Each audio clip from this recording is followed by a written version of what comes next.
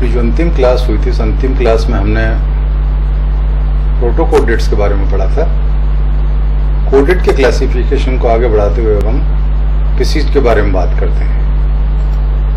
Pisces में वो प्राणी होते हैं कि जलीय वातावरण में रहते हैं। जलीय वातावरण में तैरने के लिए जो अनुकूलन या एडेप्टेशन इन प्राणियों में उत्पन्न हुए हैं वो होते हैं पैड फिन्स। पानी में तैरने के लिए इनके लिए जो आवश्यक संरचनाएं हैं, एक तो पैड फिन्स होती हैं और रेस्पिरेशन के लिए गिल होती है। पिसीज की खास बात यह है कि पिसीज जो हैं इनमें नोटोकॉर्ड पूरी तरीके से वर्टिब्री से विस्थापित हो गया है। पिसीज में और अन्य कैरेक्टर देखेंगे, उसमें 2 चैम्बर वाला हार्ट होता है, असमतापी है, यानी इनका शरीर का जो तापमान है वो फ्लक्चुएट करता रहता है वातावरण के साथ। इनमें एओर्टिक आर्ट की जो संख्या होती है वो 4 होती है, 4 पैर में उपस्थित हैं। ये सेक्स इनमें सेपरेट होते हैं और इनमें 10 क्रेनियल नर्व पाई जाती हैं। ये पिसीज के जो यहाँ पर सुपर क्लास है उसके मुख्य कैरेक्टर माने जा सकते हैं। इस सुपर क्लास पिसीज को 3 क्लास में डिवाइड किया गया। एक क्लास है प्लेकोडर्माई, इसकी हम बात करें। दूसरी जिसकी हम बात करें वो है कॉन्ड्रोक्थीज। तीसरी जो क्लास है वो है ऑस्टियोक्थीज। प्लेकोडर्माई क्लास के जो सारे प्राणी हैं अभी विलुप्त हैं। प्लेकोडर्माई पिसीज के वो प्राणी हैं जिनमें पहली बार जबड़े उत्पन्न हुए हैं। शक्तिशाली जबड़े हैं, पैड फिन है, बोनी आर्मर है और अस्थिल कवच होता है। ये प्लेकोडर्माई जो है ये 2 ऑर्डर में डिवाइड की गई है। एक है आर्थ्रोडिफॉर्म्स और दूसरी है एंटीआर्किफॉर्मिस। आर्थ्रोडिफॉर्मिस जो है उसमें प्रारंभिक प्लेकोडर्म ऑस्टियोकोडर्म से आकार व आवास में समानता पाई जाती है। इसके सिर व धड़ की कवचें बहुत भारी होती है और एक ढाल से जुड़ी होती है। ये प्रेडेटर्स होते हैं और ये डिवोनियन पीरियड में पाए जाते हैं। छात्र जब geological division of earth crust पढ़ेंगे तब पढ़ेंगे कि पहले आर्कियोजोइक है, फिर प्रोटोजोइक है, फिर पेलियोजोइक है, फिर मेजोजोइक है, फिर सिनोजोइक है। तो जो प्रोटोजोइक जो इरा है उस प्रोटोजोइक इरा को हम Cambrian, Ordovician, Silurian, Devonian, Carboniferous और पर्मियन में डिवाइड करते हैं। तो डिवोनियन जो पीरियड है उसमें ये जिसकी हम बात कर रहे हैं ये पाई जा रही है। इसका जो उदाहरण है वो है डायनिक्थीज। एंटीआर्किफॉर्मिस जो है जिसका शरीर अग्नेता के समान पाया जाता है, इसमें पेक्टोरल फिंग जो होते हैं वो लंबे होते हैं, डिवोनियन में पाई जा रही है ये। और इसका जो उदाहरण है वो है टेरिक्थीज। ये दोनों जो ऑर्डर है आर्थ्रोडिफॉर्मिस और एंटीआर्किफॉर्मिस ये प्लेकोडर्माई के ऑर्डर पाए जाते हैं। इन दोनों के उदाहरण जिसमें से इसका उदाहरण है डायनिक्थीज और इसका उदाहरण है टेरिक्थीज। बाकी की जो 2 क्लास के बारे में बात कर रहे हैं हम, एक क्लासेस तो होती है कॉन्ड्रिक्थीज, दूसरी क्लासेज है ऑस्टियोक्थीज। कॉन्ड्रिक्थीज को आप ऐसे समझ सकते हैं कि इसमें जो कार्टिलेज पाया जाता है।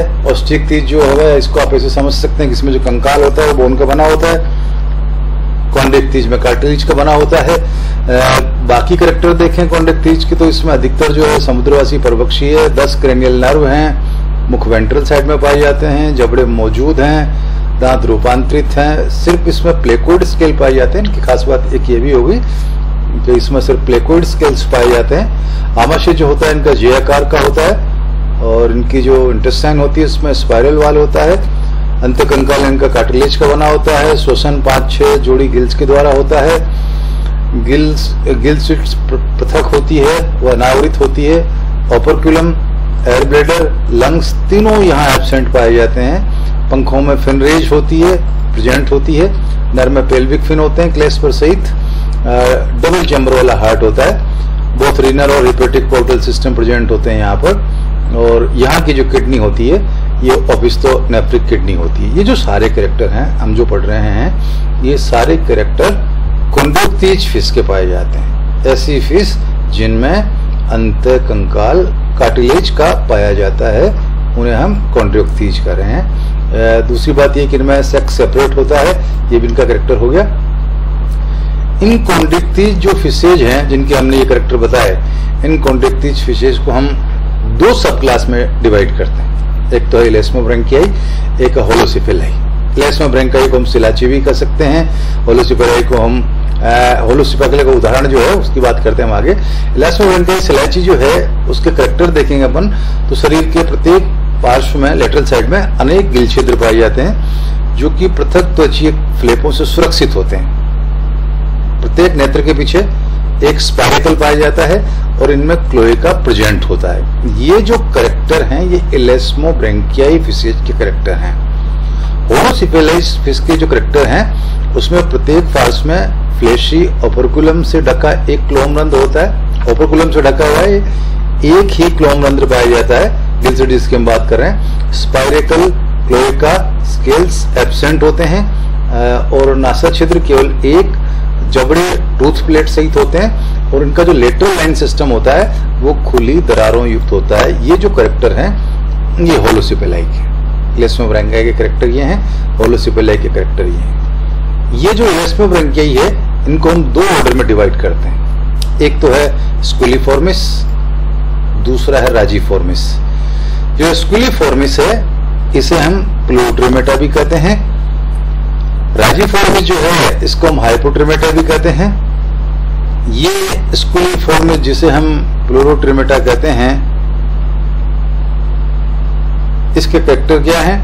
इस ऑर्डर के तर्कवाकार 5 जोड़ी क्लोम रंध्र पाया जाता है, स्पाइरेकल छोटे होते हैं, पेक्टोरल फिन साधारण पाए जाते हैं और इसका जो उदाहरण है वो है स्कुलिडोन। पहले डिसेक्शन होता था इसका तब हम इसकी और डीपली स्टडी करते थे। स्कुलिफॉर्मिस जिसे हम प्लूरोट्रिमेटा कहते हैं, तर्कवाकार में 5-7 जोड़ी क्लोम रंध्र पाए जाते हैं, स्पाइरेकल होते हैं छोटे, उसमें पेक्टोरल फिन साधारण उदाहरण जो इसका स्कुलिडोन है। राजीफॉर्मिस जिसे हम हाइपोट्रिमेटा कहते हैं इसमें शरीर डिप्रेस्ड होता है, वेंट्रल साइड में क्लोम रंध्र पाए जाते हैं 5 जोड़ी, स्पाइरेकल बड़े अति सक्रिय होते हैं और पेक्टोरल फिन बड़े पाए जाते हैं। पेक्टोरल फिन जैसे हम इसकी बात कर रहे हैं ना, पेक्टोरल फिन साधारण है स्कुलिफॉर्म में, प्लूरोट्रिमेटा में। हाइपोट्रिमेटा में जो पेक्टोरल फिन वो साधारण नहीं है, बड़े अति सक्रिय हैं पेक्टोरल फिन बड़े। इसका जो उदाहरण है वो है टॉर्पिडो, जिसका उदाहरण हो गया। ये इलास्मोब्रैंकियाई के जो दो यहाँ हम बात कर रहे हैं, इलास्मोब्रैंकियाई सब क्लास कॉन्ड्रोक्टीज के 2 सब क्लास है।